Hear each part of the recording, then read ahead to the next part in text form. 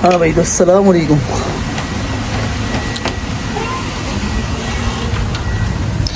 तो भाई लोग कैसे हैं सारे? तो उम्मीद है कि सब अच्छा ही होगा।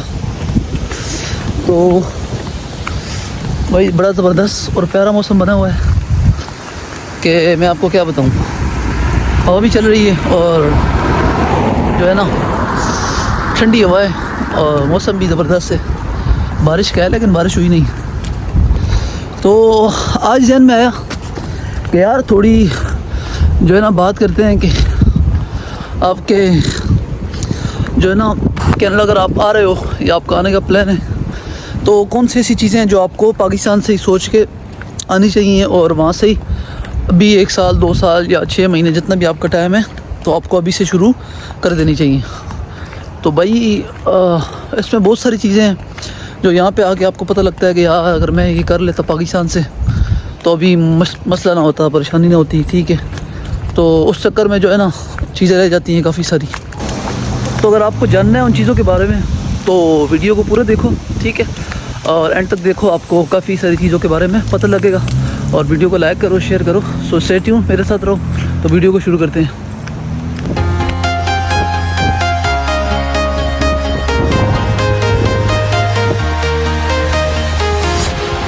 Walking alone, the streets are empty. The only thing I can see is my own silhouette. I'm getting.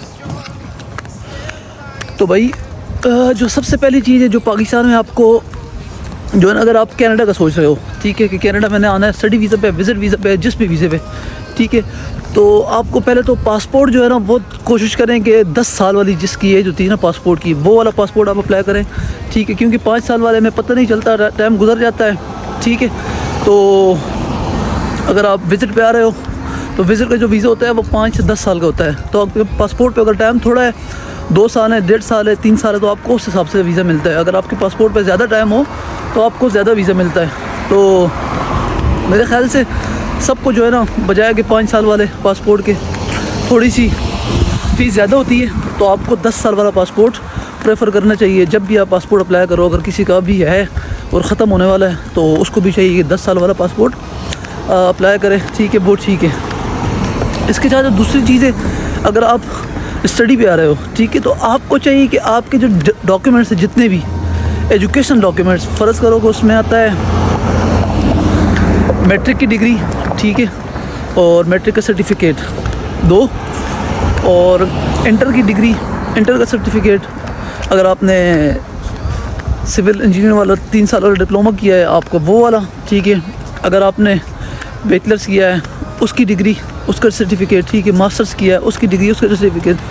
मतलब कि ये जो डॉक्यूमेंट्स हैं ये 3-3 साल बाद आते हैं। आपको पता है पाकिस्तान में तकरीबन ज़्यादातर यूनिवर्सिटीज़ में, पंजाब यूनिवर्सिटी से, पिंडी बोर्ड से या और काफ़ी सारी यूनिवर्सिटी से, इनमें टाइम लगता है, 2-3 साल बाद आते हैं। तो आपको चाहिए कि अभी आपने अगर प्लान बनाना है साल बाद, 6 महीने बाद का, तो अभी से आप ये डॉक्यूमेंट सारे कलेक्ट करने शुरू कर दो। जहाँ से पढ़ें, अगर आपके पास नहीं है तो आप बोर्ड जाओ, ठीक है, आप उनको रिक्वेस्ट करो, फ़ीस पे करो और अपनी डिग्री और जितने भी डॉक्यूमेंट्स हैं आपके, अपनी जितनी भी डिग्रीज हैं वो सारी आप वहाँ से लो, ठीक है, आप अपने पास रखो, ठीक है, क्योंकि फिर जब वीज़े का अप्लाई करना होता है या एडमिशन अप्लाई करना होता है तो आपके पास सारी चीज़ें मुकम्मल होनी चाहिए। तो अब बात करते हैं कि जो डिग्रीज है आपकी, इन सब डॉक्यूमेंट्स को आपने अटैच करवाना होता है। तो भाई बहुत सारे मुल्क ऐसे हैं, फ़र्ज़ करो इटली, जर्मनी, ठीक है, यूरोप के ज़्यादातर मुल्क वो ऐसे हैं कि उनमें आपको डॉक्यूमेंट सारे अटैच करने की ज़रूरत होती है। सबसे पहले आपको जो अपनी डिग्री है वो आपने उस बोर्ड से करवानी है जो आपका बोर्ड है। अगर आपने पिंडी बोर्ड से किया है तो पिंडी बोर्ड से आपने वो डिग्री अटैच करवानी है। अगर आपने पंजाब यूनिवर्सिटी से किया है, ठीक है, तो आपने वहाँ से अटैच करवानी है, ठीक है।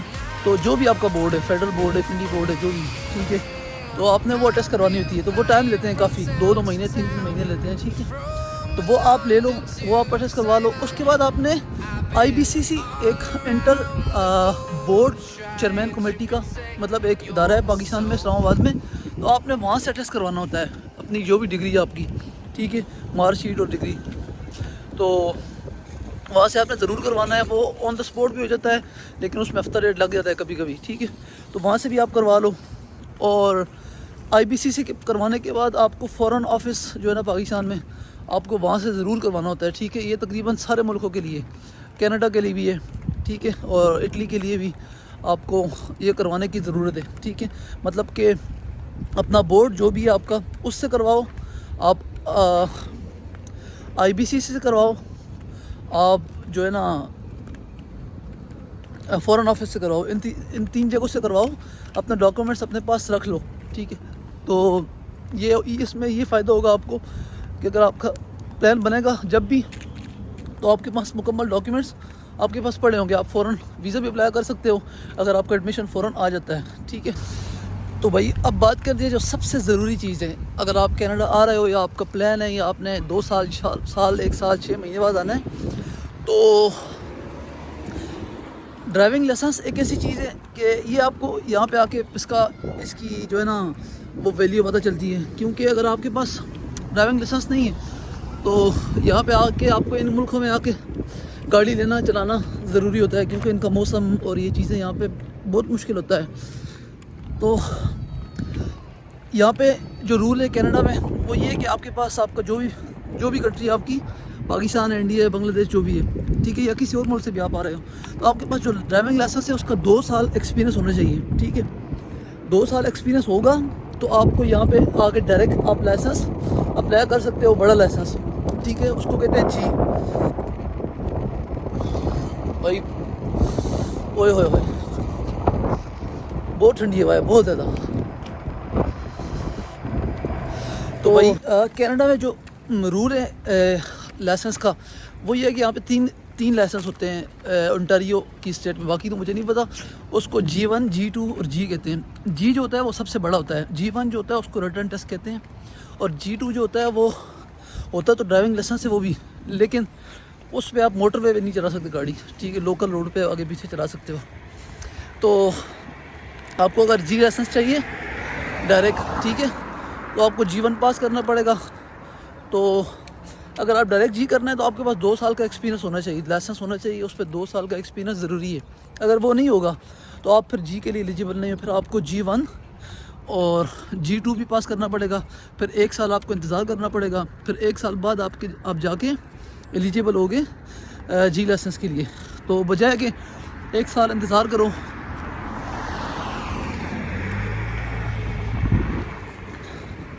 बजाय कि 1 साल इंतज़ार करो, ठीक है, और पहले G1 पास करो, G2 पास करो, फिर 1 साल इंतज़ार करके G लो, ठीक है। तो उससे अच्छा है कि आपका अभी से आप अपना प्लान बनाओ, अपना ड्राइविंग लाइसेंस अपने मुल्क से लो, ठीक है, और उस पर 2 साल जो भी एक्सपीरियंस आ जाएगा तो वो आपका यहाँ पे काउंट हो जाएगा। तो उसकी वजह से आपको G2 स्किप हो जाएगा, आपको डायरेक्ट G के लिए आप एलिजिबल हो गए। आप G1 पास करके आप डायरेक्ट G दो, तो आपको आते साथ 1-2 महीने में लाइसेंस मिल सकता है अगर आपकी ड्राइविंग अच्छी है।